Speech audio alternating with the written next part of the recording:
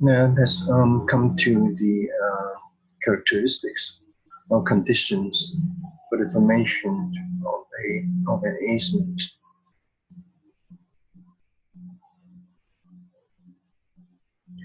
Now you can see that we have three elements, and I will make use of the case the Edinburgh Park to illustrate the points. To begin with, we must have a dominant and service tenement. If you still remember, just now I explained to you with examples. And it is essential that the owners of the tenements are different, which I will let you know later. And then very importantly is that the right must accommodate on the dominant tenement. It is not just for the benefit of the owner. I will later on explain more about this. Now, I already told you that the owners of the dominant tenement and Soviet tenement must be different. Now, one aspect I would like to draw your attention to is in a multi-story building. Now, you still remember when we talk about co-ownership, the co-owners together with the unity of possession to the building, which means that they can use every inch of the building. Now, you also remember that it is the corporate owners of the common of the building that owns the common area.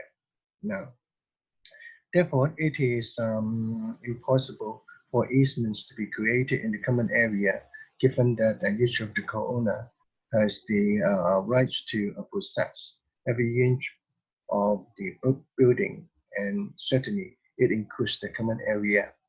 Now, one thing is this, in a multi-story building, for example, in a commercial building.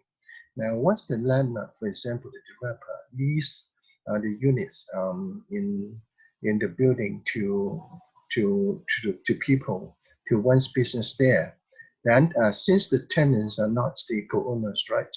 Therefore, the question is whether they can, as a matter of right, to use the lift, or the staircase, on the escalator, whatever, for the customers to reach their shop. Now, we can also make use of the concept of easement.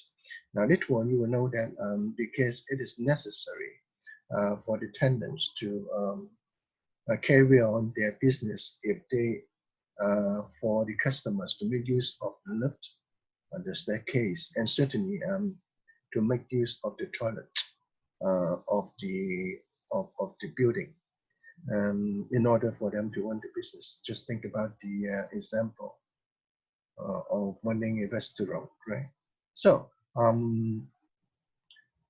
for the tenant, they have a right to use those kind of things.